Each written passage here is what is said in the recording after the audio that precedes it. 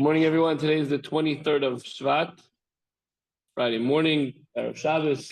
Job, Steve. Okay, now we're starting a new chapter, chapter 27, Perek Chav Zayin. But Alter is going to continue and give us ways, methods, and means of how to overcome sadness, which hinders the service of Hashem. It's the Yetzer Hara's greatest tool. If he can get you sad and pull you down, it's very hard to function with your sad. Right, guys? Everyone knows that. Well, clinical depression is a little different. If you have a medical condition issue, this and that, you need a doctor, you need some medication, that's one thing. But just general laziness, sadness, melancholy, no room for that. Make sense?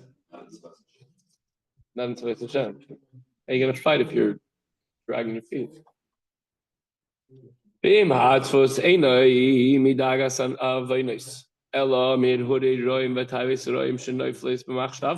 however, the sadness, okay, so what would we have to define the sadness?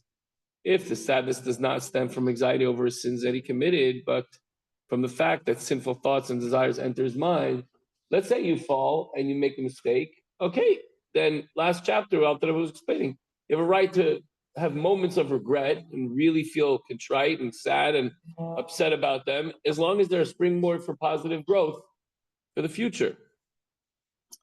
But we all know that we have the sinful thoughts that enter our mind. We all know that we have our weak moments.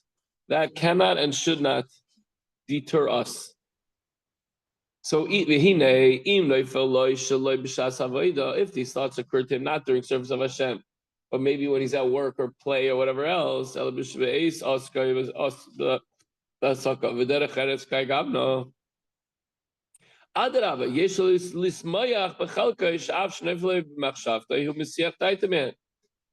being upset that an evil thought entered his mind, he should be happy. Why?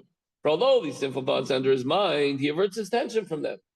What are you worried about? That something came into your mind that tried to distract you? Realize where and recognize that they're coming from the Yetzer Hara. And say, okay, that means if he's trying to attack me, that means I'm doing something good. And then the minute that it comes into his mind, he thinks of the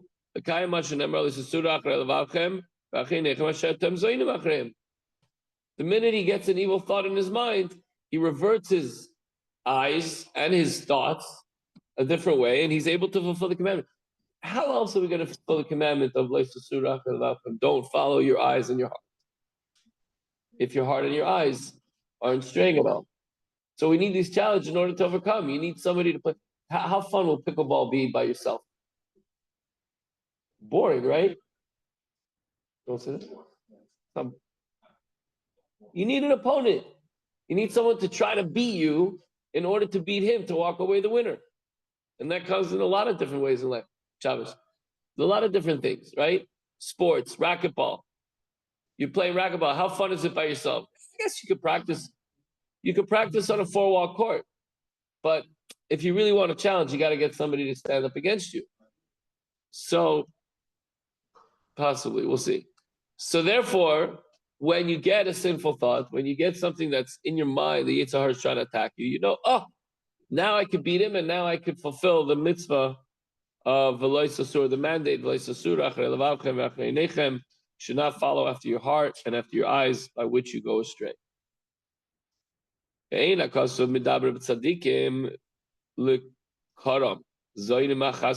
above verse doesn't speak of tzaddikim, referring to them, God forbid, as going astray. We're not talking about the righteous people that don't have sinful thoughts. We're talking about ourselves, aspiring beinanim. A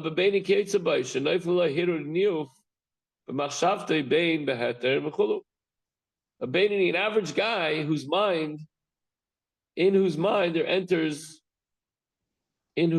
there do not enter. Okay. Or the beinani whose mind did not enter erotic thoughts, whether of an innocent nature or otherwise. Okay. When he averts his mind from these sinful thoughts, he fulfills the injunction. When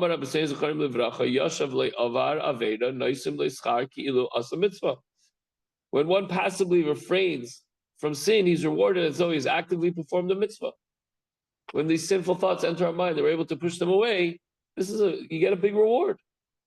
So you have now an opportunity. So now you should be rejoicing in the fact that you were able to have this little challenge, beat it, overcome it. You wouldn't have had this otherwise. So he should rejoice, just as he would be rejoicing at lighting the menorah or saying Kiddush or saying, celebrating Shabbos. The same way, he should rejoice when he's able to overcome these sinful thoughts. Alter Rebbe is giving us a different perspective.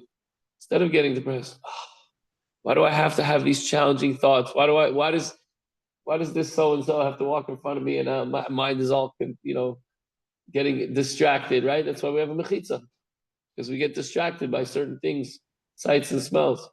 So we try to keep our mind focused. Why does that have to happen? I'm going to work and then I see this. Why? In order for you to overcome the challenge. And you should celebrate that. It's a good thing. The sadness is only due to stupidity. Gatsus haruach is like, here it says conceit, but it's more, Gasus is like conceit, but Gasus is a callousness. And Ruach is a spirit, so it's a spirit, it's a callous spirit. You're like, you get miserable and sad and mopey.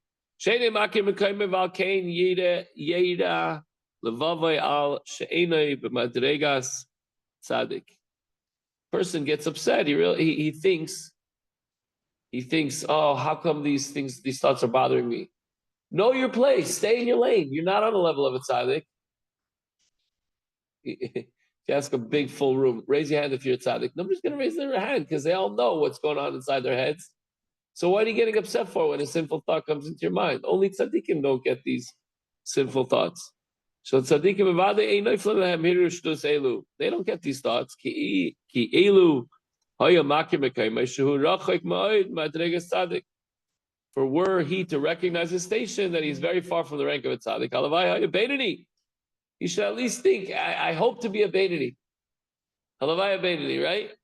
You're worried about the fact that a thing entered your head. Of course it's going to enter your head because we're not on the level of a tzaddik. Let's know our place. You should think, you know what? I hope I'm a Beinani and not a Rasha. Even a moment in his life, I wouldn't want to be considered a Rasha, a wicked person. So then surely this is the measure of the Beinani in the task. To subdue the evil impulses that the thought that rises from his heart to his mind.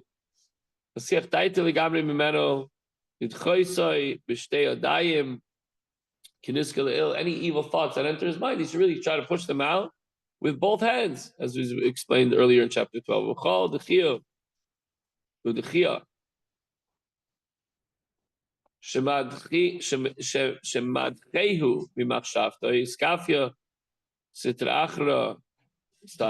And every repulsion of this thought from his mind, Chakra is suppressed here below in this world. If you think these evil thoughts come to your mind and you push them out with both hands, it doesn't just go out of your mind. You're able to subdue them in the world at large, in general. Just like when we learn Torah, we're affecting the upper worlds. That's all through your mind and through your focus of learning Torah. You can do the opposite against the evil. Since in our case, the initiative of the Beinani is suppressing the Sitra Achara, what happens then is there's a reciprocation from above. You get help from Hashem. And when you do that, the root of the Sitra Achara, which soars like an eagle, is also suppressed.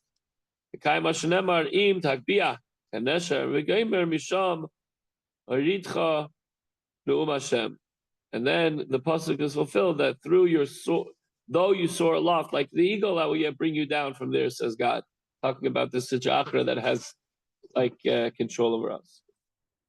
We're almost done. Indeed, the Zohar Parshas Truma says,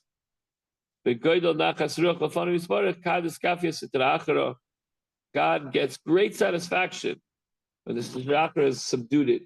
Like he gives you a challenge, he gives you a test, like your father or the king. You remember the king and the prince? He gives you a challenge and he gives you a test. And if you're able to subdue